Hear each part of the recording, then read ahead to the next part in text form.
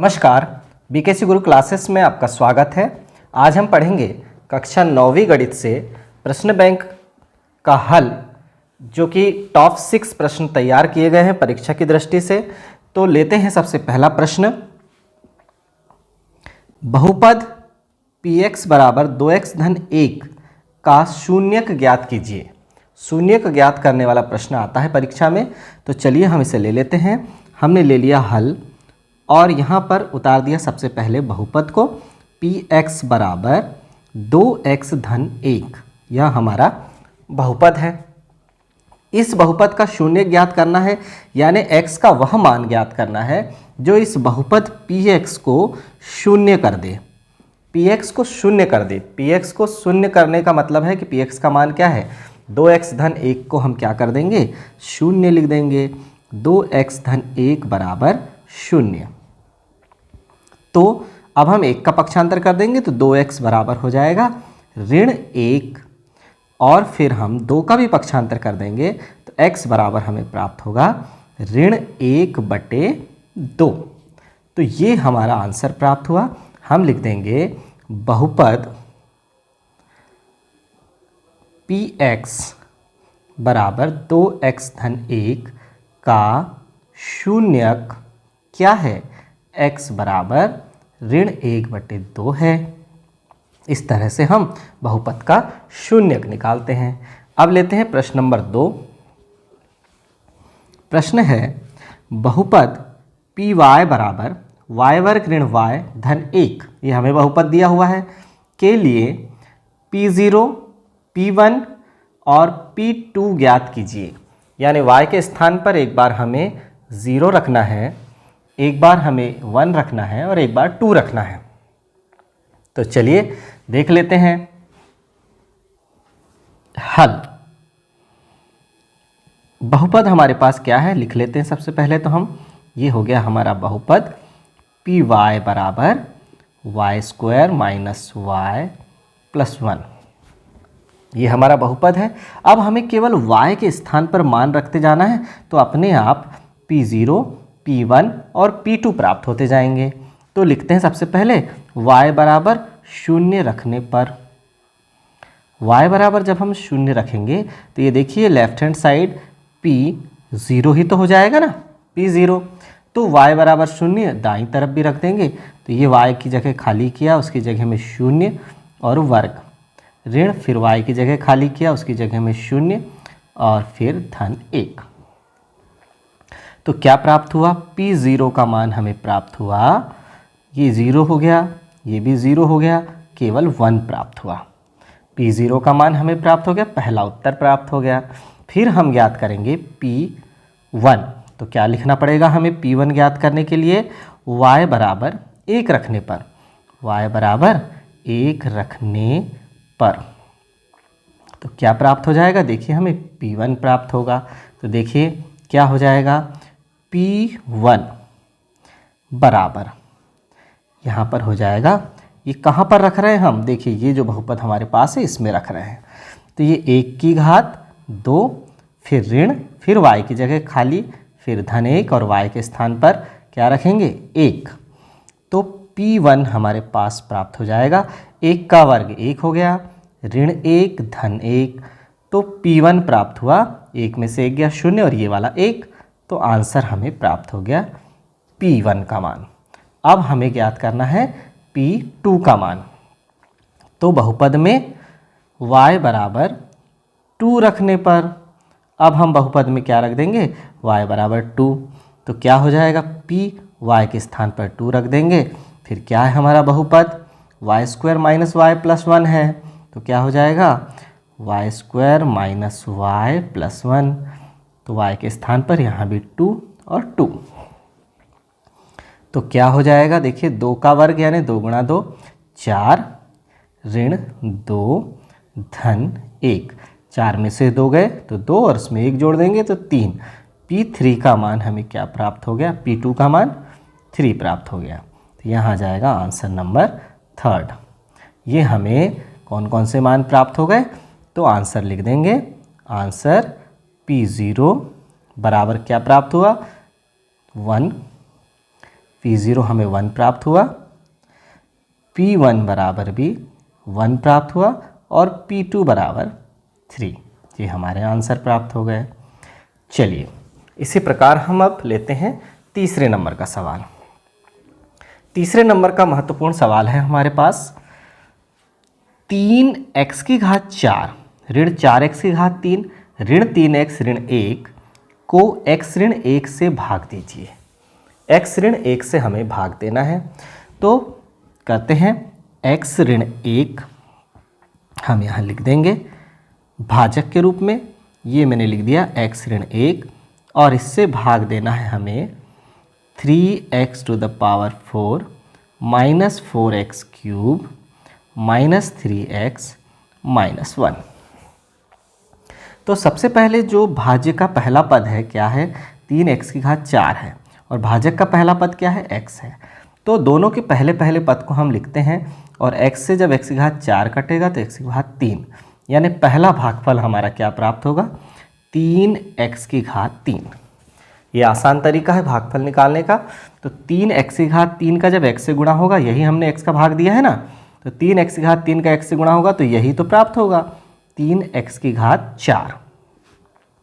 तो ये हमने लिख दिया 3x की घात 4, जैसे का वैसा प्राप्त हो गया हमें।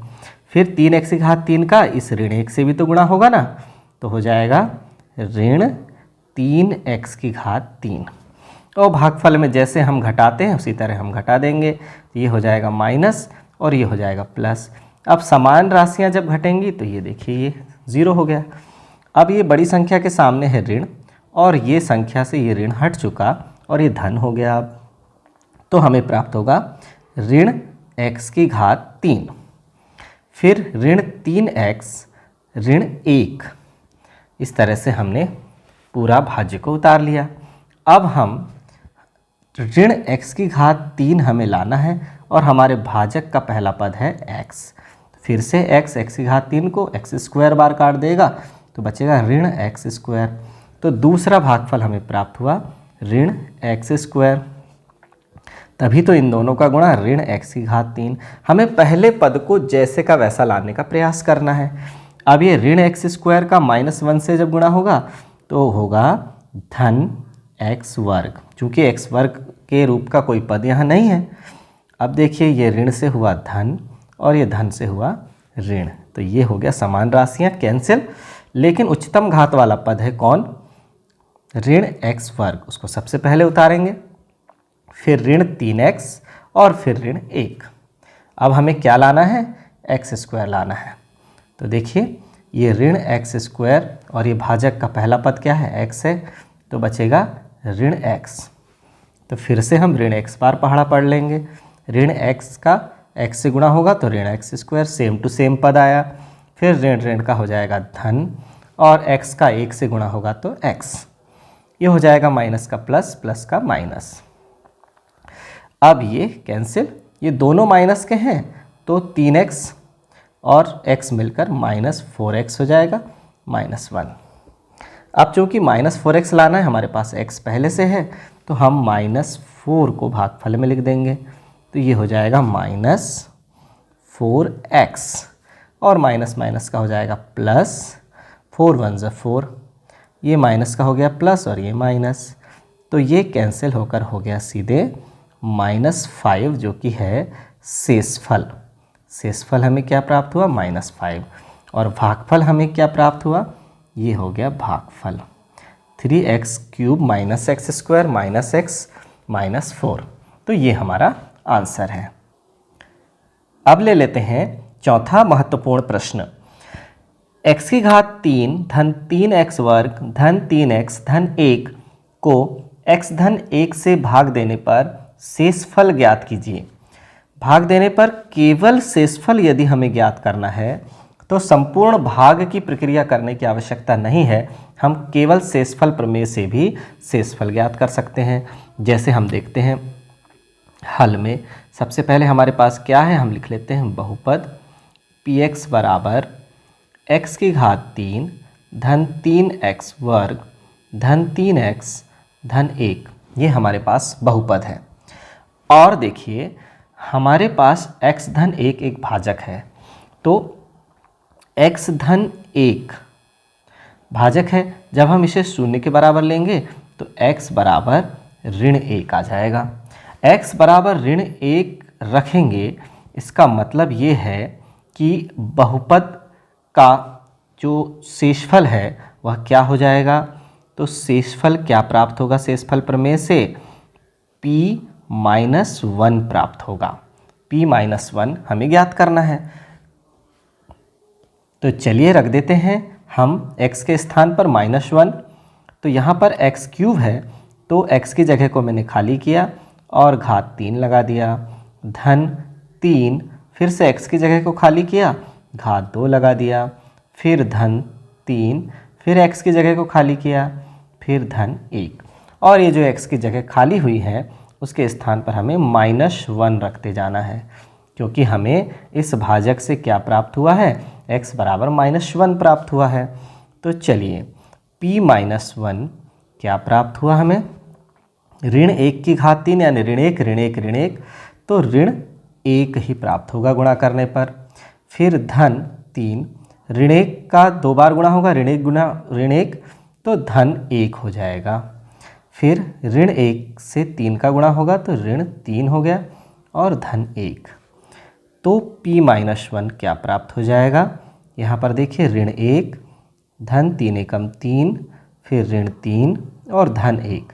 ऋण 3 से धन 3 कट गया, ऋण 1 से धन 1 कट गया, तो पूरा का पूरा मिलकर क्या आ जाएगा, p-1 बराबर 0। 0 शेषफल प्राप्त हुआ। तो शेषफल यदि 0 प्राप्त हुआ तो हम यह भी कह सकते हैं कि x धन 1 x³ + 3x² + 3x + 1 का एक शून्यक है, और यदि 0 शेषफल प्राप्त नहीं होता तो हम उसे शून्यक नहीं कह पाते। तो ये हमारा आंसर प्राप्त हो गया हमें। चलिए बढ़ते हैं अब अगले प्रश्न पर। 5वां प्रश्न क्या है, 5वां प्रश्न देखिए, यदि x ऋण 1 4x की घात 3 धन 3x वर्ग ऋण 4x धन k का एक गुणनखंड है तो k का मान ज्ञात कीजिए। गुणनखंड है, इसका मतलब अभी हमने देखा कि x-1 यदि एक गुणनखंड है तो हम लिख देंगे सीधे हल में। सबसे पहले हमारे पास क्या है, बहुपद लिख लेते हैं। px बराबर 4x की घात 3 धन 3x वर्ग ऋण 4x धन k। चूंकि x ऋण 1 एक गुणनखंड है, तो हो जाएगा इम्प्लाइज x ऋण 1 बराबर 0, तो x बराबर 1 रखने पर, x बराबर 1 रखने पर बहुपद क्या हो जाएगा, बहुपद शून्य होगा। ये खासियत है गुणनखंड प्रमेय की कि भाई यदि x ऋण 1 एक गुणनखंड है तो हम कह देंगे कि x बराबर 1 रखने पर यह बहुपद पूरा का पूरा शून्य हो जाएगा। तो रख देते हैं, हमारे पास क्या है बहुपद, px बराबर 4x की घात 3 धन 3x वर्ग ऋण 4x धन k, ये हमारे पास बहुपद है। और इस बहुपद में हम क्या रख देंगे, x बराबर 1 रख देंगे, तो यह बहुपद कैसा हो जाएगा, शून्य हो जाएगा। तो ठीक है, x बराबर 1 रखने पर क्या होगा, p1 बराबर 4 1 की घात 3 धन 3 1 की घात 2 ऋण 4 गुणा 1 धन k, यह पूरा का पूरा बहुपद क्या हो जाएगा, शून्य हो जाएगा। तो इम्प्लाइज हम इसे लिख देंगे 4 1 की घात 3 मतलब 1 धन 3 में भी 1 की घात 2 है तो 3 एकम 3 ऋण 4 एकम 4 धन k बराबर 0।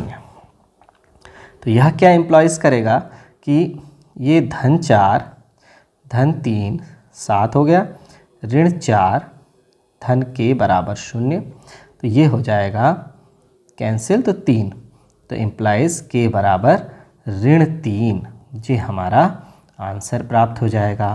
तो हमें बच्चों यह ध्यान रखना है कि जब भी हमें गुणनखंड दिया हुआ हो कि x ऋण 1 इस बहुपद का गुणनखंड है, इसका मतलब हम इस भाजक को शून्य के बराबर ले लेंगे और प्राप्त x के मान को बहुपद में रखेंगे तो बहुपद हमें शून्य प्राप्त होगा। हमारे पास छठवां महत्वपूर्ण प्रश्न है 3a + 4b + 5c पूरे के स्क्वायर को प्रसारित रूप में लिखिए। तो हम ले लेते हैं हल। हमारे पास है 3a + 4b + 5c पूरे का स्क्वायर। तो इसकी तुलना हम करेंगे, यहाँ लिख देते हैं सर्वसम्मिका। कौन सी सर्वसम्मिका से तुलना हो रही है इसकी?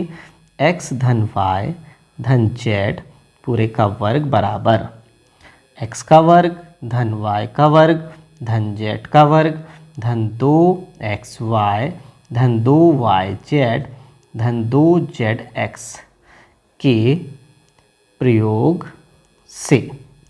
इस सर्वसम्मिका का जब हम प्रयोग करेंगे तो हमारा पद इस तरह से हो जाएगा। x के स्थान पर हम 3a लेंगे, y के स्थान पर 4b लेंगे और z के स्थान पर 5c लेंगे। तो हो जाएगा x स्क्वायर यानी 3a का स्क्वायर प्लस y स्क्वायर मतलब 4b का स्क्वायर,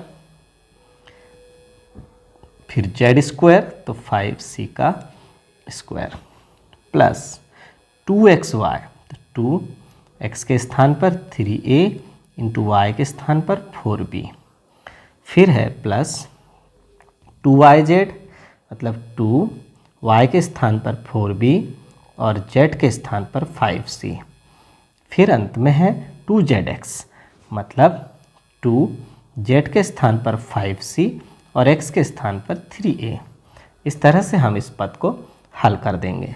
तो देखिए 3 का स्क्वायर हो जाएगा 9, a स्क्वायर तो a स्क्वायर प्लस 4 का स्क्वायर हो जाएगा 16 b स्क्वायर, फिर ये हो जाएगा प्लस 25 c स्क्वायर प्लस अब ये हो जाएगा 4 तिया 12 दूनी 24 ab धन ये हो जाएगा 4 पंचे 20 दूनी 40 bc और ये हो जाएगा 5 तिया 15 दूनी 30 ca।